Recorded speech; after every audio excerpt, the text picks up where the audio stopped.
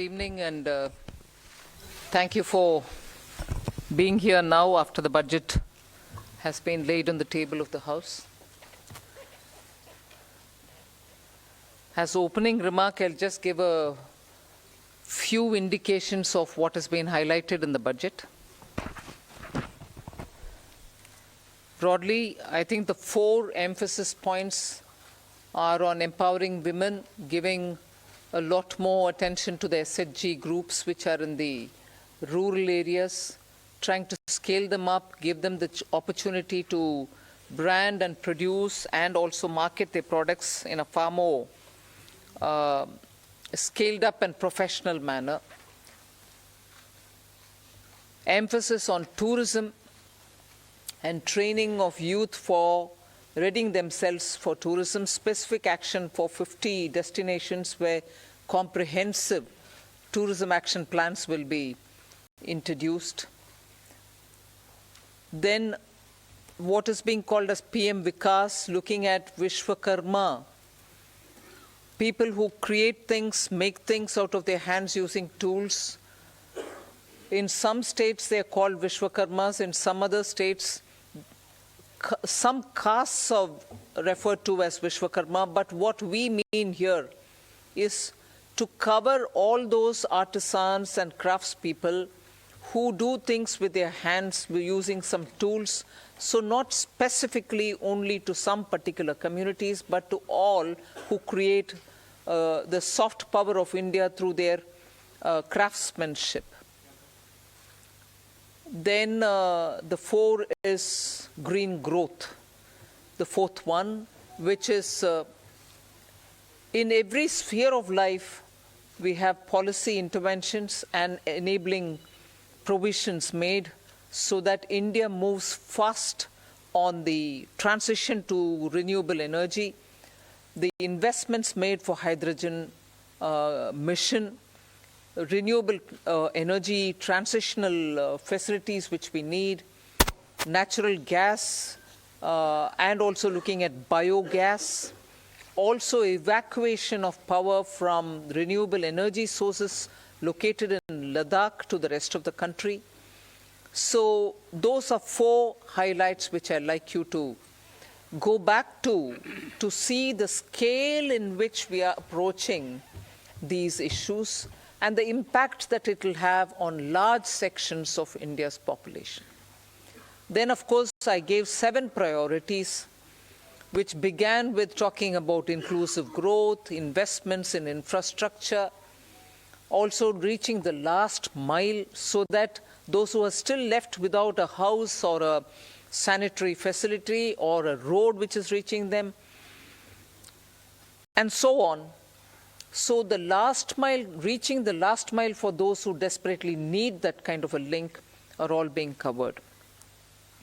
Then we are also looking at a very futuristic fintech financial sector for which we have brought in some specific ideas. We are looking at also improving the industrialization of this country where people will be trained for Industrial Revolution 4.0, which means they're going to be trained for AI, IoT, using Web3 in other words. So training manpower to ready themselves for industries which are rapidly becoming industrialized in the Web3 context. Then digital economy, unleashing the digital power of India in various walks of life, setting up an artificial intelligence research center, Center for Excellence. So all these are in Part A. There's a lot of increase in the agriculture credit availability, 20 lakhs being made available for agriculture credit. Also a sub-scheme under the PM Matsya Sampada Yojana, making sure that people living in the coastal areas are going to benefit from it, fishermen are going to benefit from it. Now, if largely the Part A has looked at these, Part B has aimed at rationalizing the customs duties, also making sure personal income tax, after a very long time, has had substantial changes which will benefit the middle class. And also because this country has been waiting for direct taxation to be simplified, also waiting for direct taxation to be a lot more easy in compliance, and therefore the new taxation regime that we brought in for direct taxation 2-3 years ago has now got greater incentives, greater attraction, so that people can unhesitatingly move from the old to the new. Of course, we are not compelling anybody. Those who want to remain in old can still remain there for enough justifications that they can have. But the new one, obviously, is now attractive because it gives greater rebate. It also provides for a simplified and smaller slabs, lower rates of taxation, and also slabs which are nicely broken down. So with all this, I think the budget, I've not gone into specifics, but I thought as an opening remark, this much will be sufficient to say this is a budget which is beautifully balanced, both growth considerations, because the capital investment has never before seen double-digit investment announcements. 10 lakh crore, which includes 1.3 lakh crores being given to states, is going to give a big leg up for capital investment from government.